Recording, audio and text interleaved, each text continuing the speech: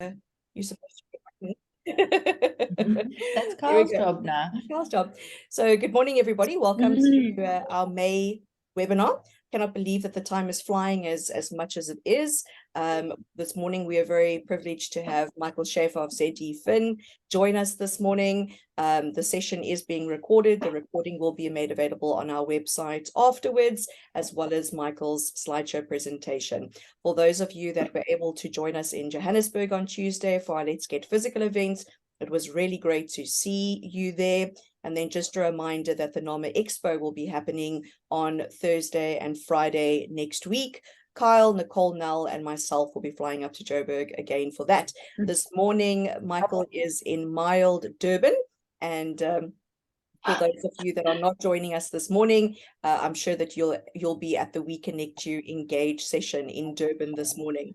Just a quick word that I'd like to share, and I'm sure Michael would like to share the sentiments as well, is that we're very sorry that we've lost a colleague in the industry a couple of days ago, Tony Home. He's was a managing agent, a colleague of ours, and our condolences go out to his family and his friends, and we'd just like to really put out a word of care and love to all of our colleagues in the industry during this time. And we're very, very sorry for the loss that our industry has in this regard.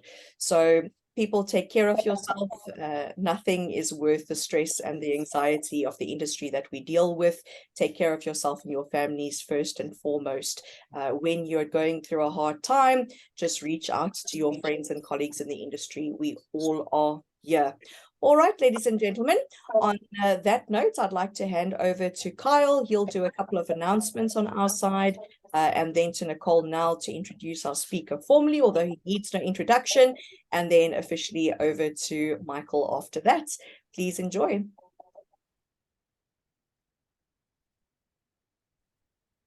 Right, good morning, everyone. I hope that everyone is doing well this morning. And I hope that you're excited for this webinar. Like Zelinda said, it is going to be recorded and published on our YouTube channel. So please don't forget to like and subscribe, and also turn on push notifications so that you'll get a notification every time that there is a new YouTube video. Then also, if you haven't already, please do subscribe to our newsletter so you can keep in touch with the TVDM consultants team. Then please also don't forget to check out our neighborhood. If you would like to take out a free option just to have a tour, then please have a look at Common Property. I'll also leave the links for all of this in the chat. Then, like Zelinda said, the NAMA Expo is happening next week on the 18th and 19th of May. And we're obviously going to be there. It's going to be at the Gallagher Convention Center in Johannesburg. I'll also leave the links for the tickets in the chat. And then if you're looking for training, please don't forget to check out ZDFin's trustee training, which was done in conjunction with TVDM consultants. Then I hope everyone is going to enjoy this webinar again. And I'd also just like to say how impressed I was with the Johannesburg Let's Get Physical. It was really awesome to chat to everyone there and meet some new people. So yeah, thank you for everyone that came out. And I'm going to hand over to Nicole now to introduce our speaker. Well, thank you, Kyle. Good morning, everybody. Thank you so much for joining us today. I missed everybody so much. Zelinda could not stop talking about how awesome the Joburg Let's Get Physical was. And I heard lots of people say that they missed me there. I'm so sorry, but hopefully I can see you next week in Joburg when we come up again. But on to our speaker for today. Michael Schaefer is a former director and co-principal of the National Property Group Trafalgar, where he was the driving force behind Trafalgar's financial services capability, while also overseeing Trafalgar's Gauteng and Western Cape operations for 18 years. After identifying an opportunity in the market to better cater for bodies, corporate and scheme finance, an area grossly underserviced, as I'm sure we can all agree, he started ZDFin early in 2020. Michael has more recently added the Executive Managing Agent service and offering to ZDFin's bouquet of offerings, and one that is growing traction as one of the few truly independent companies offering this service. Michael's background and experience in property management, as well as property financial services, positions him perfectly to assist schemes with their financial requirements and associated challenges. So excited to hear from you, Michael. Over to you. Yeah, thanks very much, Nicole, for the intro, and thanks very much to Zelinda and her greater team, including Carl, for inviting me today and for putting this together. So really great to be chatting to everyone. And just to echo the sentiments about the Let's Get Physical conference a couple of days ago, it was really great to meet a lot of people in person, put faces to names, and it was a great sort of interactive session. Just as I mentioned at the Let's Get Physical, I focused specifically on the ever-increasing importance of only engaging and dealing with trusted service providers. I purposely excluded the financial service offerings given the webinar today. I had alluded to it or just covered it very, very briefly at the Durban one, but it actually requires a little bit more sort of discussion, in-depth discussion. So here we are. Can everyone see my screen? Yes. Okay, cool. So okay, let me just go on. I think I'm driving here. Okay, cool. So what I've done here is I've just done a snapshot of the financial sort of product landscape, just what is available out in the greater market. We ZDFin, we provide not all of them, but we do provide a number of the different product types. And I thought what would be useful is just to give a definitive overview of what is available first of all, and then just the pros and the cons of each. So I think it's important that people realize that there are different sort of product types. They've all got distinct sort of advantages and disadvantages, and it's important to understand the uniqueness of each product and what is the best fit for the scheme, depending on what it is that what problem needs to be solved, for a lack of a better word. At this juncture, before we sort of dive in, I think it's fair to say that scheme finance has a bit of a negative connotation in the greater marketplace, and speaking to a number of property managers and looking at the Facebook pages and whatnot, there's always this kind of underlying advice coming through as to steer clear from finance, and don't touch it with a barge pole, and it's all bad. Just building on from the topic of executive managing agents, which I went on in a fair bit of detail, just sort of making it clear. Schemes are businesses, typically multi-million rand assets with substantial levy income streams. And, I just sort of put it out there that I don't know many businesses, that don't have a level of debt and funding. And, it's my personal opinion that, debt used responsibly and for the right reasons, adds a huge amount of value. And, in my mind, certainly just sort of dismissing it as a great no-no, is a little bit sort of narrow-minded. And again, it comes down to, what is the debt being looked at? What is the problem, and, that needs to be overcome, and, what debt is being looked at. So I just sort of put it out there as not to dismiss it, and, for the right reasons, it can add a lot of value. So I'm just going to start at the top. The first product type to look at is just sort of fixed term loans. And, this is typically, these are relatively straightforward, typically maintenance related projects. And, I think it's fair to say that, just in my experience, budgeting is schemes typically under budget. The managing agent, we generally prepare the budget, we take it through to the trustees, get trustee approval, we then take it to the members. And it doesn't matter how much, motivation the managing agent gets put in there, and, what's presented to the members. Ultimately, the members need to accept it and, accept the budget, bearing in mind your levy is a function of your expense. So there's only sort of so much you can do. And again, just from experience, I find that schemes typically under budget, and very seldom do they actually do a cash flow budget. So first of all, you possibly, sort of quite thin on the on the fat or on the surpluses that are being budgeted for. And, very seldom is a cash flow budget being overlain on that, taking into account levy debtors, legal fees sort of required to collect that debt, unknowns that sort of pop up, and then, your intended, or your what's what I'm looking for, your wanted, reasonably necessary improvements like solar and that type of thing.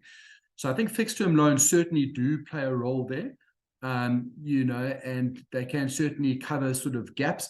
And, what I find typically is that, the people that can't afford things generally, make a lot more noise than those that can. So a fixed term loan, in my opinion, often sort of bridges and enables work to continue, for the greater good of the scheme. So if we look at the pros of a fixed term loan, the affordability is assessed up front, and the fees and the terms, everything is clearly defined and agreed up front. So there are no sort of like funnies. People know exactly what they're getting into. There's no long-term sort of lock-in, and the costs are relatively low. And I'm talking about industry-related costs where, all of us as financiers keep each other generally honest, and, the rates are generally around about the prime plus 4, prime plus 5 rates. And, they enable projects to proceed timeously, and also ultimately to the benefits of everyone. I mean, it's worth noting that, if a job needs to be done, and let's say hypothetically, scaffolding is required to do the spalling or whatever the story is, it's such a big cost component that it makes sense to accelerate every scope that requires scaffolding, just because it just leads to greater efficiencies. So if we're purely looking or being dictated to by financial parameters, very often it leads to sort of inefficiencies by not doing, all the scopes that require the scaffolding. So, in an instant like that, bringing in a degree of financing to enable the project to proceed, doing all the scopes leading to greater efficiencies, certainly saves money in the longer run.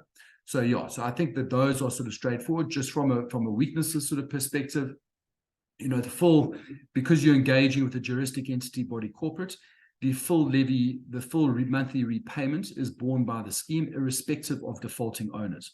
But what you should find is that your financier should sit down, with the trustees and all the property managers, and they should sort of stress test, the expected sort of arrears, and allow sort of a cushioning effect, so that if the arrears spike up for whatever reason, that we know there's a degree that can be absorbed before there's a problem in terms of the repayment. So that certainly can be viewed as a weakness. And then I've just got in there, there's a little bit of limited flexibility, because there's the loan, that's the amount, and those are your monthly repayments. So from that degree, there's is limited flexibility. But having said that, the majority of financiers and sort of certainly ourselves, if circumstances change for whatever reason, there's always the ability, or theoretically, there's the ability to restructure the loans. I mean, a typical one that pops up on a fairly frequent basis is COJ arriving at the door, that they've been charging on estimates for the last sort of 18 months, and they've now corrected their accounts, and there's an additional R1 million that's outstanding. So we've had that on 2 or 3 occasions with schemes that have taken finance from ourselves. And, then it's a question of restructuring the loan. But, that's really the goodwill of the financier, and to strict accordance of the agreements that are in place, there's limited flexibility from that degree. So again, just make sure it goes back to dealing with trusted partners, people that you're comfortable with, that, are going to, be flexible for unknowns or sort of unforeseens. And yeah. So that's on the fixed term loans, but I certainly think that they've got a role to play, and they can allow projects to proceed. We always sort of recommend when a project's got to go through, what we typically find is that when a scheme comes to us, they need a project. The maintenance plan is an educated guess for simplistically of what the cost is going to be in year 5. For the redeck project. And when you get to year 5, hypothetically, the cost of the project, once you've run the tenders and that, is 3 million rand, but the scheme has got 2 million rand, so they're 1 million rand short. Those are the majority of the schemes that come to us, and we just sort of bridge that shortfall. but, it just means that, a special levy doesn't need to be raised, 100% upfront for, across the board for everyone. We can bridge that, and we always recommend that owners are given the opportunity to pay their share once off upfront. If people have got access to home loans, cheaper sort of finance, they pay their share once off upfront. It reduces the quantum, and we then just sort of lend the reduced amount. But it just means that owners who don't have the money that's available, they can, make use of finance so the project can proceed. And again, just as to what I said earlier, people that can't afford it, generally shout louder than those that can, which then leads to the stalling of projects, to the detriment of everyone. And very often you find, the cost of actually not doing the project, and that's what few people take into account. As sort of degradation sets in, the cost of those works become exponentially more. So the cost of the finance is often less than that exponentially increasing cost. We work with a number of professional maintenance specialists like NAMA, Project Lab, Curasure, 3 that come to mind, that come in and scope and sort of really advise. We always make sure that there's a competent person like one of those. We're not overly prescriptive in terms of who the scheme uses, but we like that there is a competent person that's assisting, with maintenance projects.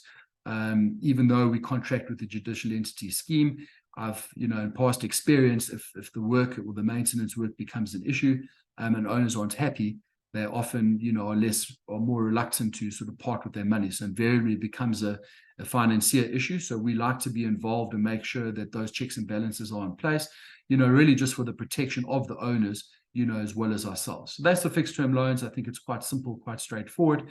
And I think there certainly is a role to play from that perspective.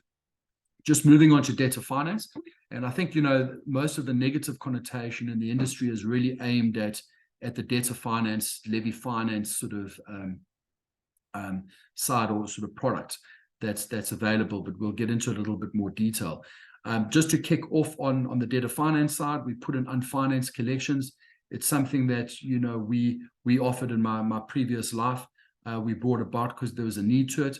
It's something that we do push now in ZDFin, almost as a precursor to getting into the more the more finance sort of products. It's more kind of let's hold hands and sort of get comfortable before we get down and dirty. There's no long-term lock-in. It's cost effective. It's not a lot of money. We just charge a sort of a basic management fee, and for that, our sort of in-house legal team oversees the arrears and the collections, including the management of the external attorneys. So, debt collection is an area that I think is that managing agents are notoriously bad at. It's certainly not malicious. I just think that, for management fees and, average management fees and for managing agents get paid, there's a limit to what they're able to provide. So again, in my former life, we're looking at debtor clocks, running between 2,000 to 3,000 units. I found that the collection process is highly automated, system driven, very little sort of personal touch, phone calls. In actual fact, debtor clocks, seem to have an aversion to phoning people. It's generally not a nice phone call when you phone someone and say you owe us money. So you can get, so it's quite hostile, so they steer clear from it. But, people generally pay for those who shout loudest. So, someone who's phoning and it's really in your face, versus a hands-off sort of automated email, on an infrequent sort of basis. I know certainly who I'm going to phone. So will pay. So for this, for the unfinanced collections, it's really our team, adding that sort of expert sort of capacity to really get stuck into the collections. And it's not to show up the managing agent. It's really a support to the managing agent. At short term, we go in, see what's going on, really give it like a proper go. And we have a fair degree of success. If that doesn't work, we also will be better placed to advise the scheme in terms of what the next step is, because there's been no exchange of money. By definition, there's no lock-in, and we found that quite effective. And certainly something that's worth looking at, for managing agents and schemes. Just from experience, I know that the immediate comment from clients is generally, well, we pay the managing agent to do it anyway. So, why must we pay this additional cost?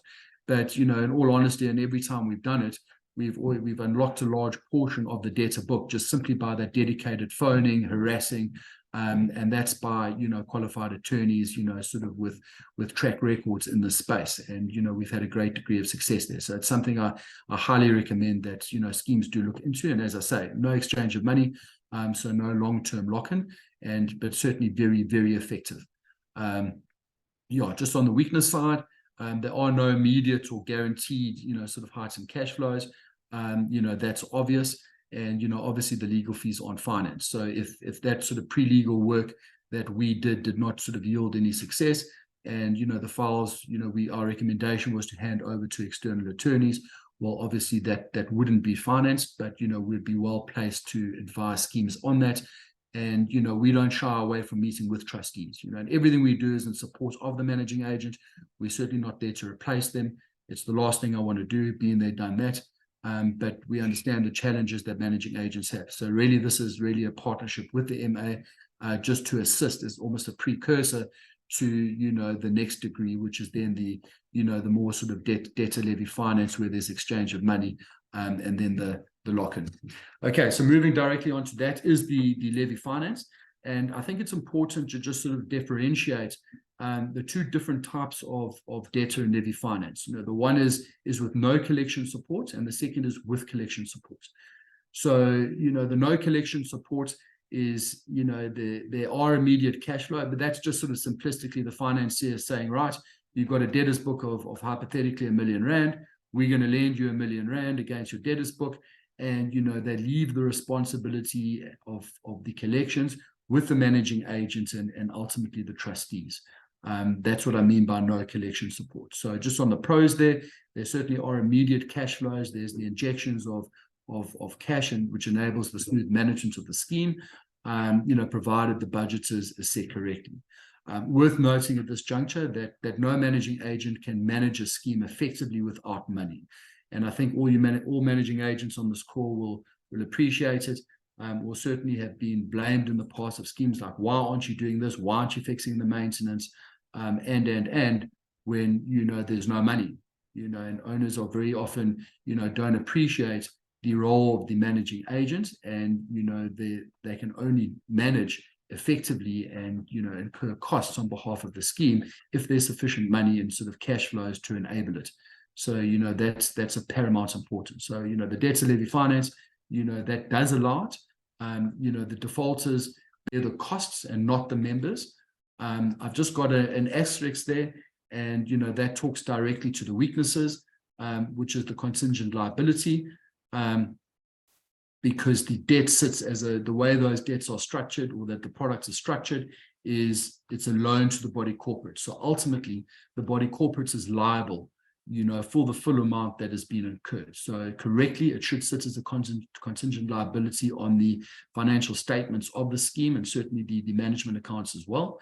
So I encourage, or I urge all managing agents and trustees that if you do have a facility with a financier on levy finance, that you have that contingent liability and that it is correct. Just from past experience, there's been, and I think it's one of the negatives, surrounding levy finance, is managing agents have often complained that they don't get the information from the financiers. So what you do is you're raising your 100,000 Rand a month levy, you're getting your 100,000 Rand from the financier, but you don't get any detail.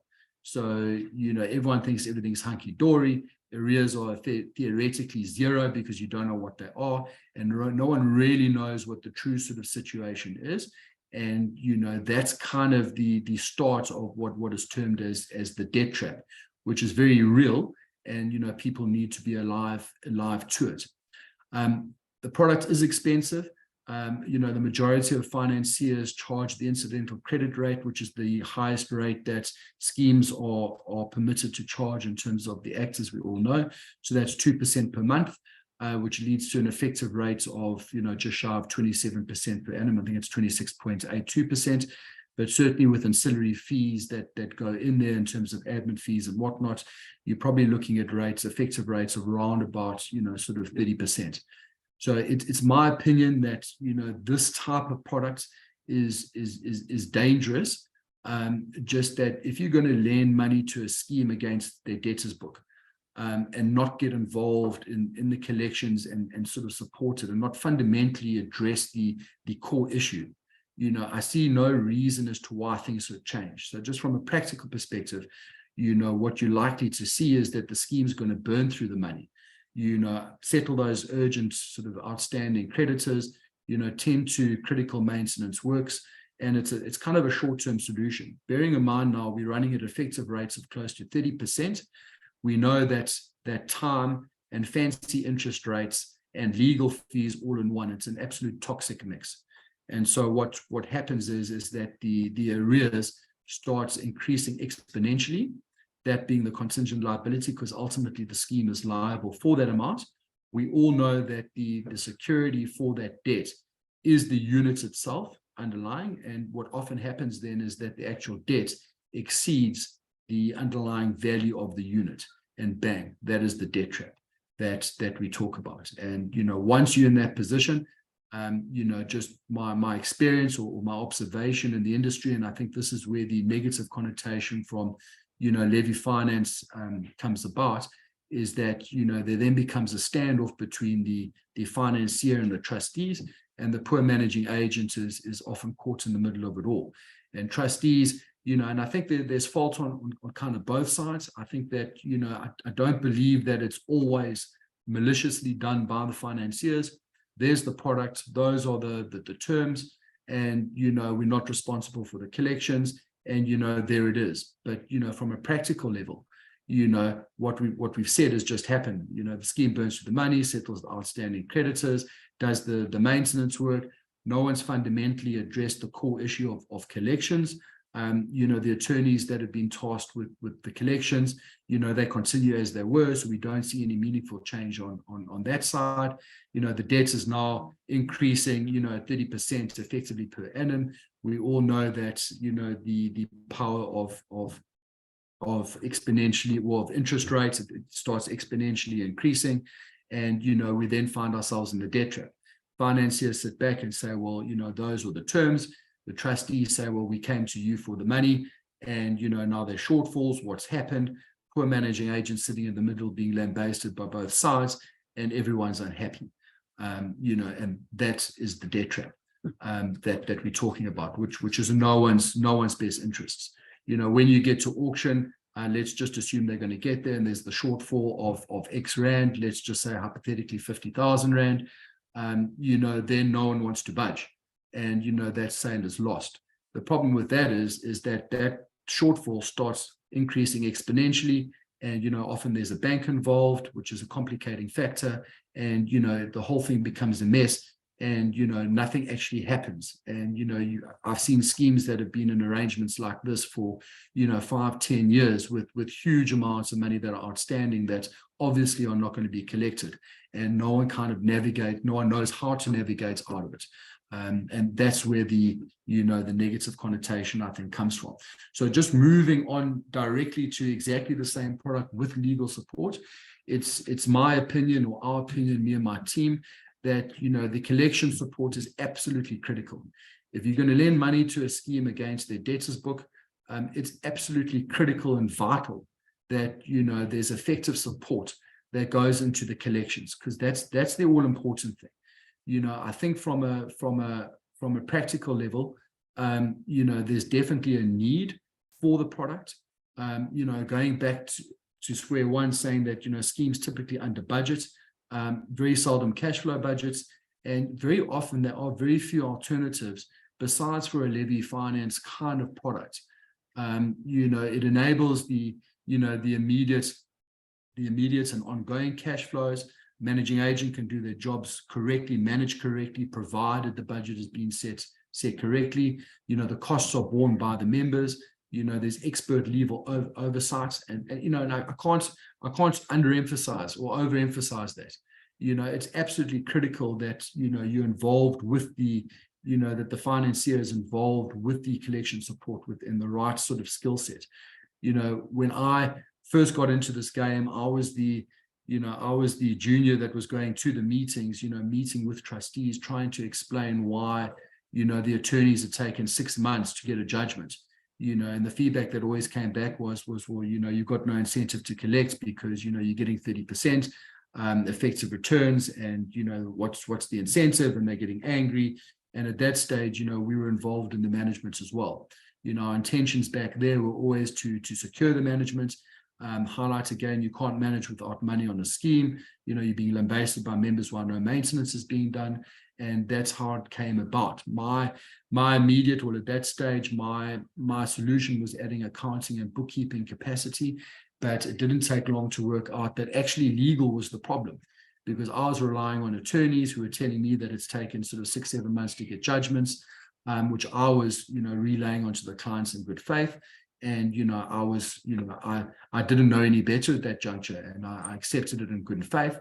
But it became obvious that, legal was the problem, which, has led now to us at ZDFin, being very heavyweight on the legal side, to ensure that, what is being done correctly, that there are proper fee mandates in place. Because again, fancy interest rates, time, and, heightened costs, any costs over and above that, it's a toxic mix. So absolutely, you need to keep the associated collection costs down. That's why our legal team, and it's not meant as a sales pitch, but, make sure that the assistance on the finance, whatever those costs are, they're kept to a bare minimum, so that the outstanding amounts don't sort of exponentially increase, certainly exceeding the underlying value of the unit. And then importantly, on the product here, the legal fees are financed. So very often what we find is that a scheme will come across and there's been sporadic legal action. So as the scheme has a bit of money, so they can pay the attorneys, and the attorneys do a little bit of work. Remembering that, a 1-2 month delay in the legal process could practically mean, up to a year's delay. Going back to fancy interest rates and time being a toxic mix, you absolutely cannot delay the collection procedure. It's just absolutely critical. So, it's important that, with the collection support, that there are, people with the requisite sort of skill set, that are engaging with external attorneys to, assist, that they're doing what is meant to be done, that they're charging correctly.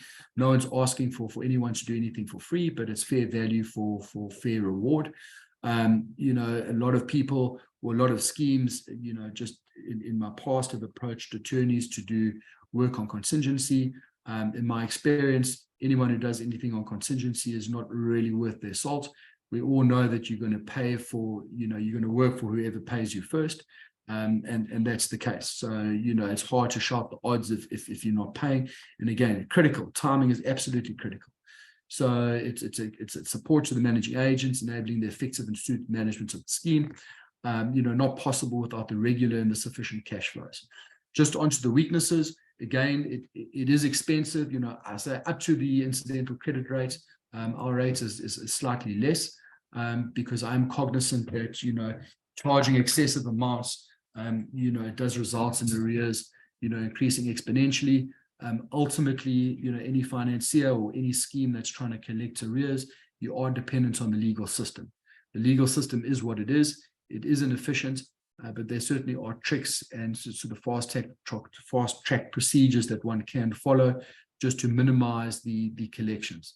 So it's important that you have people who know what they're doing, assisting and guiding the entire process. Again, here the debt sits as a contingent liability on the scheme's books.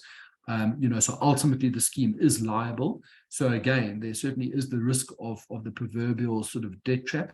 But, it's my strong belief that this is mitigated by, very real and meaningful, legal oversight and collection support. And I can't overemphasize that. It's absolutely imperative. And I think any scheme that's in the position that they need to, unlock value, unlock funds from the debtors book, to be very, very careful, just taking expensive finance, without fundamentally addressing the collection issue. Otherwise, you're going to run into problems. You're going to get into a debt trap, and it's quite hard to navigate out of that. So just know what you're doing when you do it. So as I say, I think there's a lot of negative and a lot of negative sort of connotation associated with this, and it's because of that debt trap. And then a question to ask is, what happens if we get into that situation? Because it's not an unforeseen sort of unforeseen that the scheme doesn't get there, because as I say, ultimately you are dependent on the legal system. So you might get a few bad judgments, you might be forced to do, you might have a few delays, it might be defended, it might even be a deceased estate, which is always sort of problematic from a timing sort of perspective. So what happens if you get into the situation where the debt exceeds the underlying value of the unit at auction? What happens then? So before you enter into a contract, I would, ask those questions, know exactly what your financier's, position is on that, in that sort of situation, because, that's what you need to know, how to navigate out.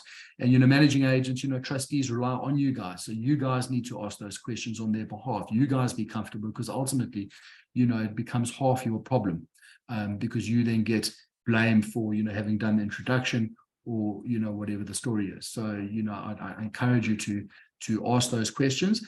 And then, as I mentioned, the banks often can sort of also complicate the situation here. We all know that the banks claim ranks, or the body corporates ranks above the banks, but practically they rank the same. So I'd encourage you to ask your financier if they have contacts with the banks, because when you're in that sort of situation where debt exceeds underlying value and you've got a bond to sort of factor in there, that situation doesn't get better. It only gets worse. So it's better to be dealt with, sort of sooner than later.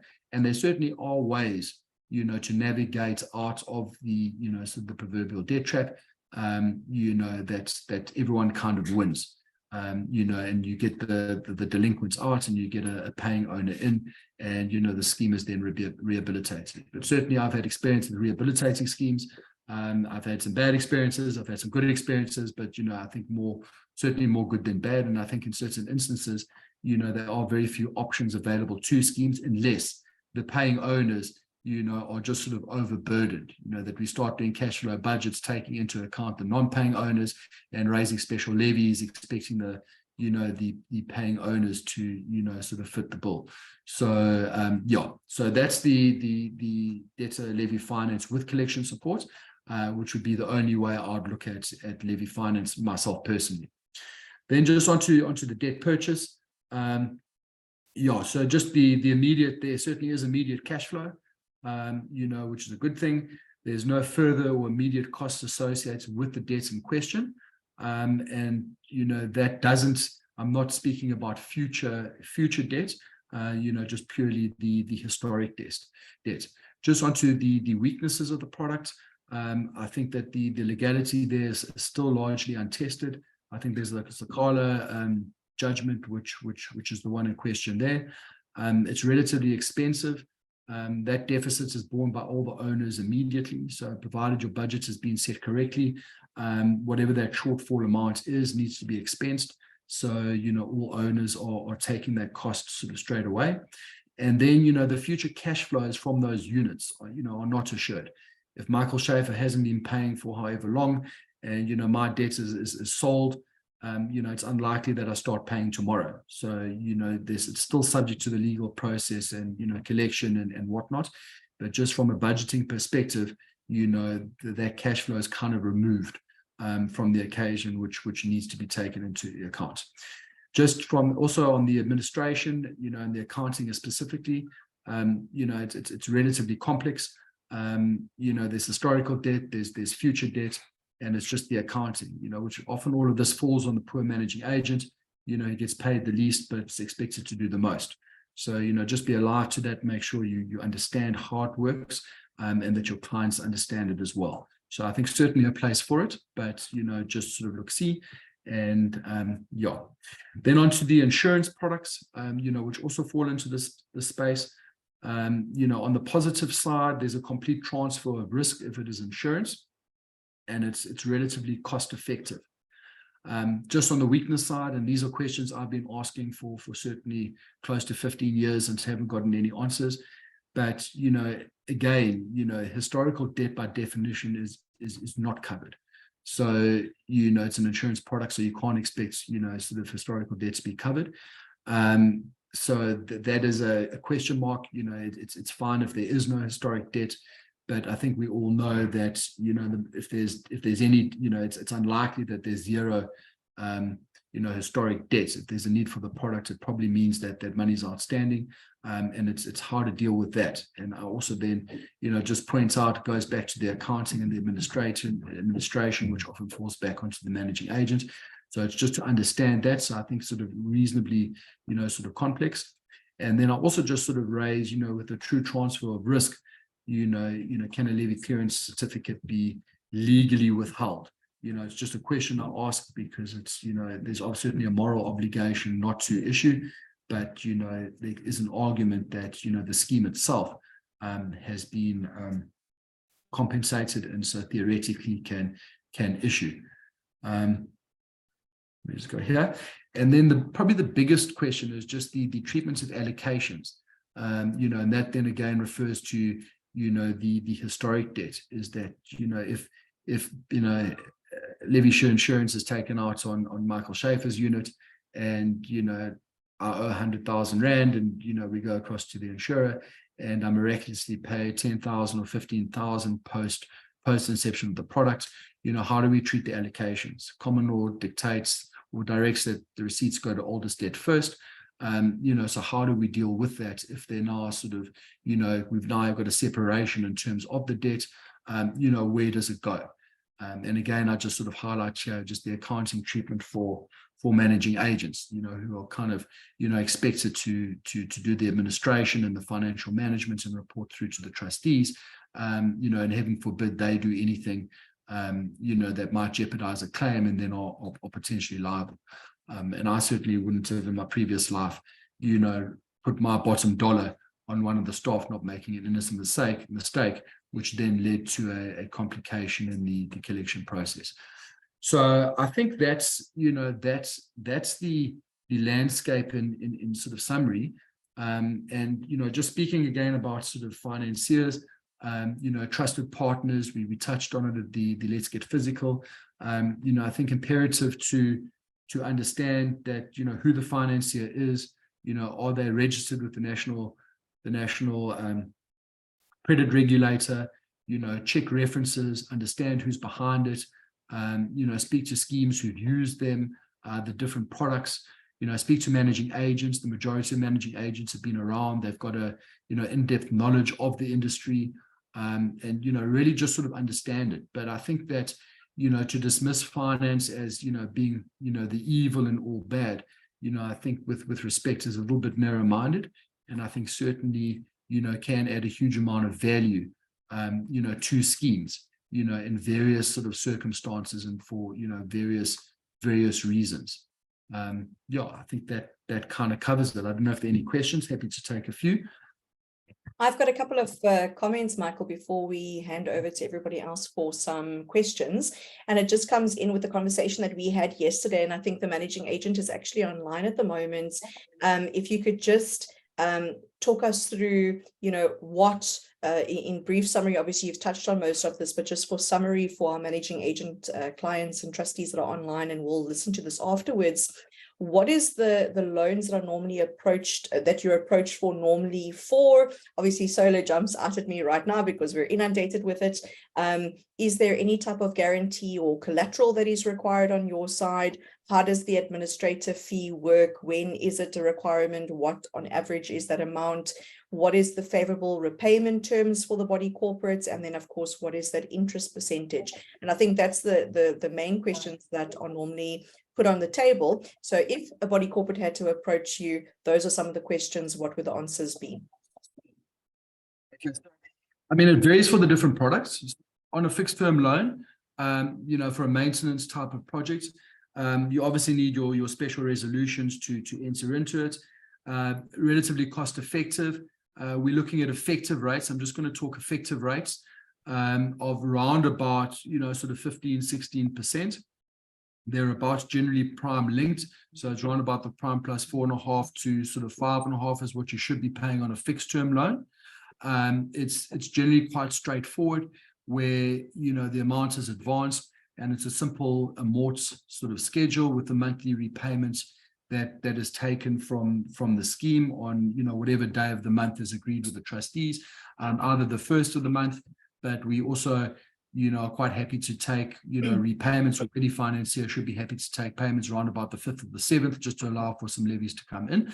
That's very straightforward. I mean, just on the fixed term loans, something that we've been trying to push is for schemes to look at annually escalating repayments. Levies increase on an annual basis. So I see no reason why your loan repayment shouldn't escalate on an annual basis. What it would do is compress your repayment period, and it would lead to direct savings for the scheme. So that's certainly something to bear in mind. That's on the fixed term loans. So I think that's sort of straightforward. Just certainly ourselves, no penalties for early settlement. We can always restructure.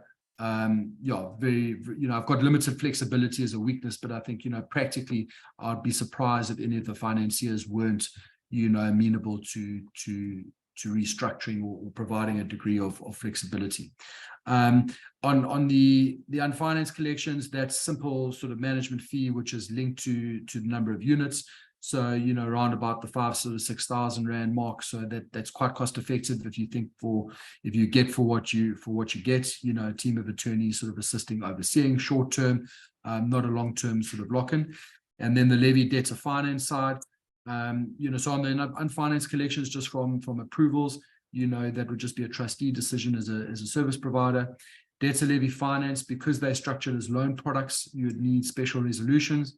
And there again, your effective rates are around about 27 to 30%. So they are expensive, but the majority of those costs are passed on to the delinquents and the people in arrears. But because it's structured as a loan product to the scheme is ultimately liable, hence the contingent liability. And then the debt purchase, we don't do it. I don't know a huge amount about it, but you're looking at percentages on the Rand. So I've seen sort of 50% or thereabouts, so relatively sort of expensive. On the approval sides, it'd be my opinion that you need a management rule to enable that, so that would be unanimous.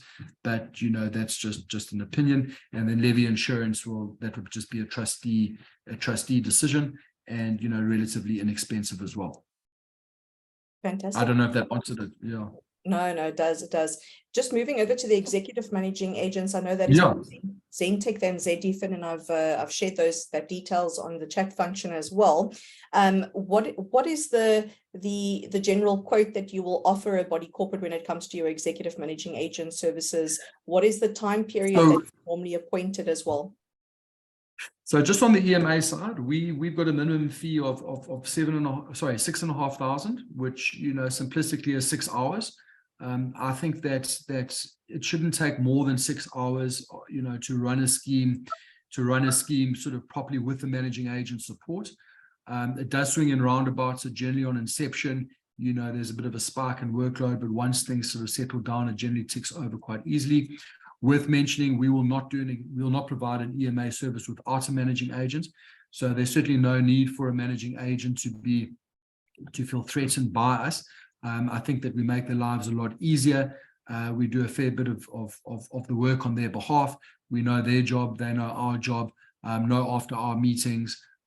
We do things quickly, easily, and I think make decisions which trustees sometimes battle to do. So that's just on the EMA side. Just in terms of lock-in, it's it's as easily as you're appointed, you can be dismissed as an EMA. I know there was talk of 3-year contracts. I don't necessarily agree with that. I think the legislation is quite clear. You appoint an EMA through a special resolution, and you would dissolve that appointments and appoint trustees just as easily in terms of a special resolution. So, but I must say, the EMA service is certainly growing traction.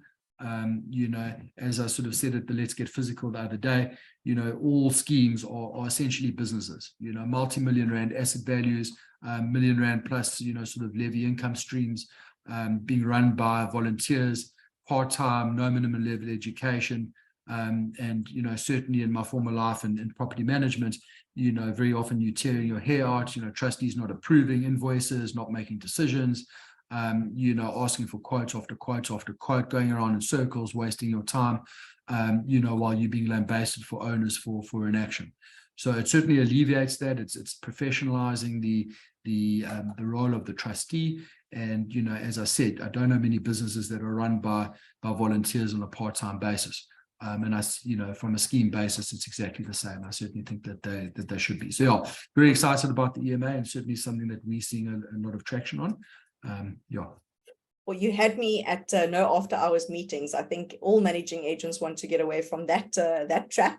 So they most certainly want to work with you in that regard. And tell me, what is the list of information that you need if a body corporate or an owner or group of owners approach you for the appointment of an executive managing agent, for you to make a decision as to whether or not you're wanting to take? So we've got a number of screening questions. You know, it's really just to try and ascertain the time spent. So, you know, the important ones are number of staff, which would be a trustee responsibility, a few financial questions just to gauge the financial status of the body corporate, if they're delinquent or if they've got adequate resources. Number of CSOS matters, you know, is there one owner with multiple CSOS cases that we're going to need to deal with, and then any municipal issues, legal issues, and that type of thing. So just to try and ascertain the time spent, in which case we would say, right, you know, the 6-7 hours, you know, we're not looking there, we're probably looking at 10-12 hours. We would load our fee slightly. And I don't believe we've got it wrong to date. You know, if we got it massively wrong, we would then at the next sort of AGM propose a slightly heightened fee to the owners. Every AGM that we do, we include a special resolution to confirm the reappointments of the executive managing agent and or trustees. I don't believe in locking in unnecessarily. If owners want and need you and you're adding value, well, you know, sort of so be it. And again, as mentioned at the conference earlier this week, you know, in 80% of the schemes where we've appointed executive managing agents, we are self-financing within the first 3 months. And that's just, you know, not trying to save money unnecessarily. It's just sort of cutting in the right places and spending in the right places, and just running it, you know, on a full-time focused basis. You know, which often, you know, it's the simple things. It's not even rocket science. It's just actually looking and taking the time to look, you know, and applying a little bit of logic. When would a body corporate be approaching you for the appointment of an executive managing agent? Just name a few examples.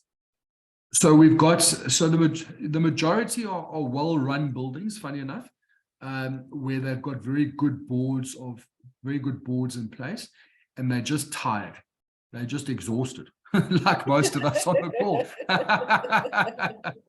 Sounds like a good enough reason. Yeah, but they know there's no one to hand over to, and so that they're worried that all their good work is going to be undone. And so, you know, they approach us, you know, knowing we've got the ability and the capacity to, you know, sort of continue and, you know, arguably improve. And, you know, they approach us. So we've got that. And then we've got the delinquents, which are typically referred through to us by managing agents, you know, sort of partners or friends, you know, they've got the expertise, but they don't have the capacity and the focus. And, you know, they kind of like, would you take them on? And, you know, in an instant like that, you know, we would take them on. And there, you know, we've got hijacked units, we've got high degrees of delinquency, we've got illegal loan products, we've got levy finance, we've got buildings and debt traps, you know, and we've got to help the owners, you know, navigate out of the, you know, the financial quagmire to try and, you know, bring them to a degree of stability, often coupled with, you know, critical maintenance, where there's just been like an implosion of value, you know, and there, you know, there's certainly a lot of work, but it's quite rewarding to, you know, help them sort of come out of a situation like that. And in instances like that, you know, finance is critical. You know, if you're in a debt trap, unfortunately, you need money to try and, you know, sort of navigate out. But we're quite well placed because we know all the financiers, you know, we know which products work and, you know, what is required to get them out. So we've had a high degree of success. We've got 3 new ones, which we're busy working on now at the moment, all relatively delinquent, funny enough. And yeah, waiting for another well-managed one, but that SGM was cancelled earlier this week. I think that was a referral from you, Zelinda. That was Chris at Park Street. Just with the weather in Johannesburg, but yeah, those are kind of the well-run ones and then the delinquent ones. And, you know, in between, you know, it's a lot of queries and a lot of approaches, but, you know, what we generally find then at the SGM is that there's an avalanche of well-meaning volunteers, and you kind of have a repeat and play, which, you know, again, my advice to anyone, you know, to those well-meaning boards is that, you know, if you're genuinely interested in the EMA service, you know, do a little bit of prep work. Let's have 1 or 2 informal meetings with the owners. Let's explain what the EMA is, what the benefits are. Important that you get comfort with the team that's providing the service. You know, if you're going to go cold to an SGM and you know, almost in many instances, you know, more than double the management fee, you know, you often don't come right, and it leads to a bit of waste of time. So, you know, we would say, please, you know, just do the little bit of the legwork, and you know, you generally have heightened success. But to me, it's an absolute non-brainer. It's an absolute non-brainer. Just that focus and that capacity, just, yeah, it's a non-brainer. Well, I think I'm going to be approaching you on behalf of our body corporate, because we're 4 trustees that we just can't resign, and we're also just moch. So that's an opportunity right there. Shirley has said on the chat, ZDFin are excellent EMAs. From personal experience, makes life so much easier and saves money whilst increasing professionalism of the running of the body corporate. Amazing service. I definitely agree with that. We've got 3 or so minutes left. Is there any comments or questions from the floor? Just remember to unmute yourself or raise your hand. Let me actually stop the sharing of the screen that we can all see each other. Is there any comments or questions before we let Michael go? I know that he's got a busy trip in Durban that he's planned. You're more than welcome to put your camera on or unmute yourself and make any comments or questions that you'd like to at this stage.